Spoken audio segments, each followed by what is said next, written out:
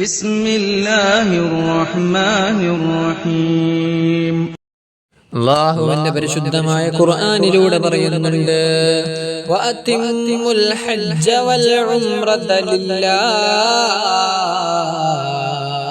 ഹജ്ജിനെയും ഉംറയെയും നിങ്ങൾ പൂർത്തീകരിക്കണം. വഅതിമ്മുൽ ഹജ്ജ വൽ ഉംറത, ഹജ്ജിനെയും ഉംറയെയും നിങ്ങൾ പൂർത്തീകരിക്കണം.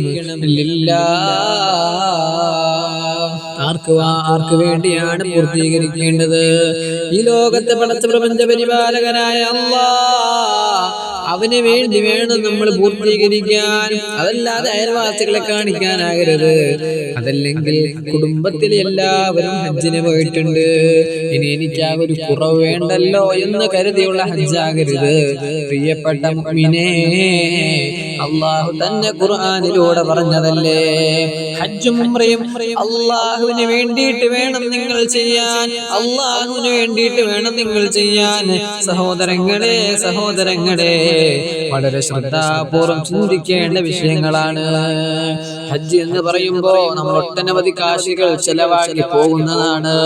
നേരെമറിച്ച് നമ്മൾ അല്ലാഹുവിനല്ലാതെ നമ്മൾ കുടുംബത്തെ കാണിക്കാൻ, അതല്ലെങ്കിൽ നാട്ടിലുള്ള അയൽവാസികളെല്ലാം ഹജ്ജിന് പോയിട്ടുണ്ട്, ഇനി എനിക്ക് ആ ഒരു കുറവിന് വേണ്ട എന്ന് കരുതിയുള്ള ഹജ്ജാകരുത്.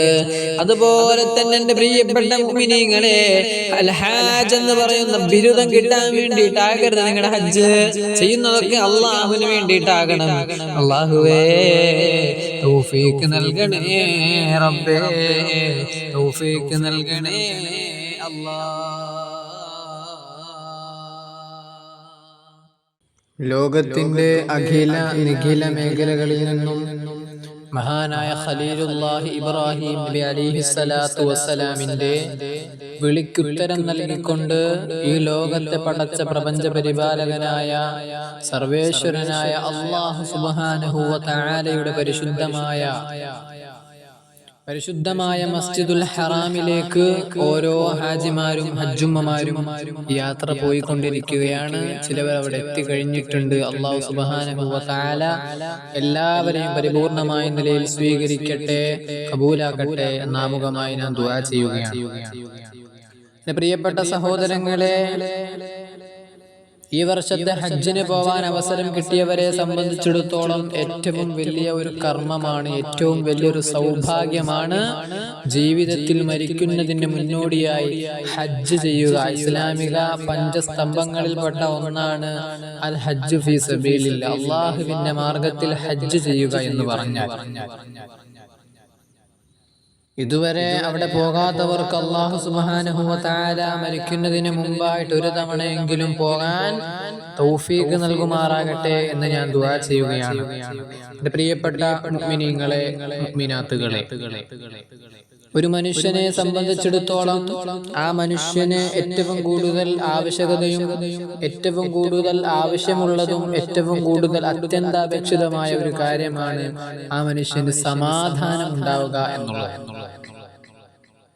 അതല്ലാതെ കോടിക്കണക്കിന് രൂപകൾ ഉണ്ടായിട്ടോ, ലക്ഷക്കണക്കിന് കാശുണ്ടായിട്ടോ, ഏക്കർ കണക്കിന് സ്ഥലങ്ങൾ ഉണ്ടായിട്ടോ, കെട്ടിടങ്ങൾ ഉണ്ടായിട്ടോ, ജോലിയിൽ ഒരുപാട് ലാഭമുള്ളത് കൊണ്ടോ മനുഷ്യന് സമാധാനം കിട്ടണമെന്നില്ല.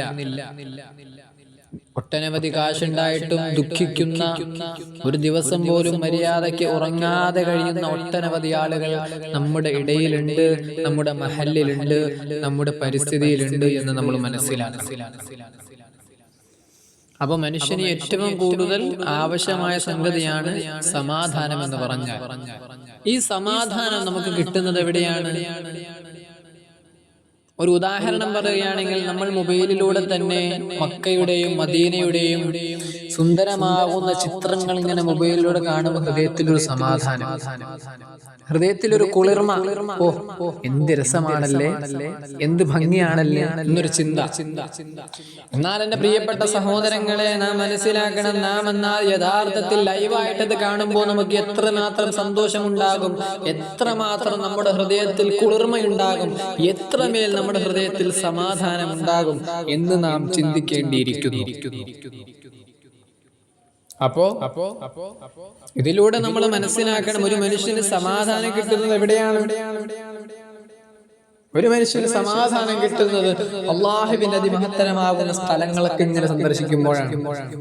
മക്ക സന്ദർശിക്കുമ്പോ, പരിശുദ്ധമായ കഅബ സന്ദർശിക്കുമ്പോ, മിന സന്ദർശിക്കുമ്പോ, മുസ്ദലിഫ സന്ദർശിക്കുമ്പോ, അറഫ കാണുമ്പോ, ഇതുപോലെയുള്ള സ്ഥലങ്ങളൊക്കെ ഇങ്ങനെ സന്ദർശിക്കുമ്പോ മനസ്സിൽ വല്ലാത്തൊരു സമാധാനമാണ്, വല്ലാത്തൊരു ഫീലിംഗ് ആണ് മനസ്സിൽ.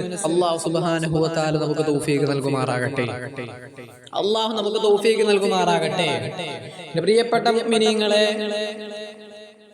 ഹജ്ജിനെ പറ്റിയൊക്കെ പറയുമ്പോൾ ഹജ്ജിനെ പറ്റി നമ്മൾ ഒരുപാട് കർമ്മങ്ങളൊക്കെ കേട്ടിട്ടുള്ളതാണ്. ഹജ്ജ് ചെയ്താൽ ഇന്നത് കിട്ടും, ഹജ്ജ് ചെയ്താലുള്ള മഹത്വങ്ങൾ, കൂലി, ഒരു ജനിച്ച കുഞ്ഞിനെ പോലെ മടങ്ങി വരും എന്നുള്ള കാര്യങ്ങളൊക്കെ നമ്മൾ ഒരുപാട് തവണ ഇങ്ങനെ കേട്ട് വരുന്ന സംഗതികളാണ്. എന്നാൽ ഹജ്ജിനെ പറ്റി നമ്മൾ ചിന്തിക്കുമ്പോൾ ഹജ്ജിന് ഹജ്ജ, അറബി പദത്തിൽ ഹജ്ജ എന്നും പറയാം. ഹിജ്ജ, ഹാഇന് ജറ് കൊടുത്ത് ഗസ്ർ കൊടുത്തുകൊണ്ട് ഹിജ്ജ എന്നും പറയാം. ഖുർആനിൽ 2 ഖിറാഅത്ത് വന്നിട്ടുണ്ട്. ഒന്ന് വലില്ലാഹി അലന്നാസി ഹിജ്ജുൽ ബൈത്ത്, ചില കാര്യങ്ങൾ ഹജ്ജുൽ ബൈത്ത് എന്ന് ഓതിയിട്ടുണ്ട്. ഹജ്ജ് എന്ന് പറഞ്ഞാൽ അതിന്റെ അർത്ഥം എന്താണ്? ഹജ്ജ് എന്ന് പറഞ്ഞാൽ അത് 2 അർത്ഥങ്ങളുണ്ട്, 2 മാനകളുണ്ട്. ഒന്ന് സിയാറത്ത്, സന്ദർശനം, വിസിറ്റ്. രണ്ടാമത്തെ അർത്ഥം അൽ ഖസ്ദു, ഒരു വലിയ കാര്യത്തെ ഉദ്ദേശിക്കുക എന്നർത്ഥം. ഇതിനെ സംബന്ധിച്ചിടത്തോളം നമുക്കറിയാം, ഹജ്ജ് എന്ന് പറഞ്ഞാൽ ചെറിയ കാര്യമല്ല, വലിയ കാര്യമാണ്. ഉംറയേക്കാളും വില കൂടുതലായി കാണേണ്ട ഒരു സംഗതിയാണ് ഹജ്ജ്.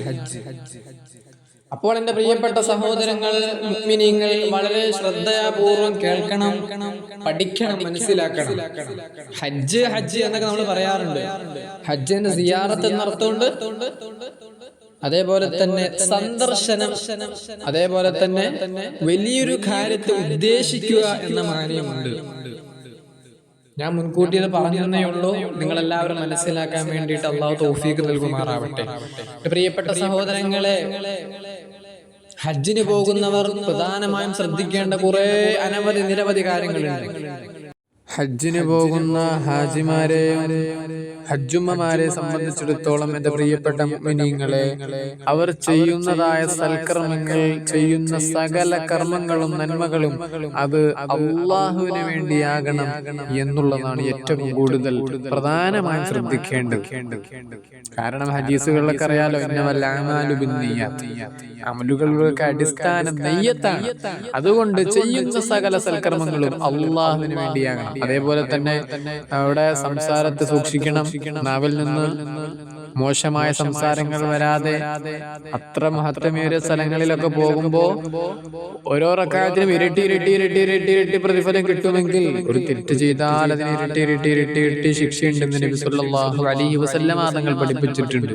അപ്പോ അവിടെ ചെല്ലുമ്പോൾ നമ്മുടെ സംസാരങ്ങൾ, ത്വീബുൽ കലാം എന്നാണ് അബീ ഹുറൈറ റളിയല്ലാഹു അൻഹു നിവേദനം ചെയ്യുന്ന ഹദീസിൽ നമുക്ക് കാണാൻ കഴിയുന്നത്. ത്വീബുൽ കലാം, സംസാരത്തെ ഭംഗിയാക്കണം, നല്ല രീതിയിലാക്കണം. മോശമായ സംസാരങ്ങളൊക്കെ ഒഴിവാക്കണം. അവിടെ പോകുമ്പോ ക്ഷമ വേണം. തിരക്കുള്ള സ്ഥലങ്ങൾ ഉണ്ടാവാം, അതല്ലാത്തതൊക്കെ ഉണ്ടാവാം. ക്ഷമ വളരെ അത്യന്താപേക്ഷിതമായ ഒരു സംഗതിയാണ്. ഹാജിമാരും ഹജ്ജുമ്മമാരൊക്കെ ശ്രദ്ധിക്കണം. നിങ്ങൾ അവിടെ ചെല്ലുമ്പോ സംസാരങ്ങൾ, നാവിനെ മുറുക്ക് പിടിച്ചിരിക്കണം. മോശമായ സംസാരങ്ങൾ വായിൽ നിന്ന് വീഴാതെ അങ്ങനെ നിങ്ങൾ നല്ല രീതിയിൽ അവിടെ ചെന്ന് അമലുകളൊക്കെ ചെയ്യണം. അല്ലാഹു സുബ്ഹാനഹു വ തആല തൗഫീഖ് നൽകുമാറാവട്ടെ. എന്റെ പ്രിയപ്പെട്ട മുഅ്മിനീങ്ങളെ, നിങ്ങൾക്ക് കിട്ടിയിരിക്കുന്ന ഈ സുവർണമായ ഒരു അവസരമാണിത്. നിങ്ങൾ എല്ലാവർക്കും വേണ്ടി ദുആ ചെയ്യണം. നമ്മുടെ മഹല്ലിന് വേണ്ടി, രോഗികളായി കിടക്കുന്നവർക്ക് വേണ്ടി, അല്ലാഹുവിന് എന്തെങ്കിലും അദാബുകളോ മുസീബത്തുകളോ വച്ചിട്ടുണ്ടെങ്കിൽ എല്ലാത്തിൽ നിന്നും ശിഫാ ലഭിക്കുവാൻ വേണ്ടി നിങ്ങൾ അവിടെ പ്രത്യേകം ദുആ ചെയ്യണം എന്നുകൂടി ഞാൻ അഭ്യർത്ഥിച്ചുകൊണ്ട്, എന്റെ പ്രിയപ്പെട്ട മുഅ്മിനീങ്ങളെ, നിങ്ങൾ എല്ലാവരുടെയും ദുആ വസിയത്ത് കൊണ്ട് ഞാൻ ഈ വിനീതനെ നിങ്ങളുടെ ദുആകളിലൊക്കെ ഒരിടം പ്രതീക്ഷിച്ചുകൊണ്ട് എന്റെ വാക്കുകൾ ഉപസംഹരിക്കുന്നു. അസ്സലാമു അലൈക്കും വറഹ്മത്തുള്ളാഹി വബറകാതുഹു.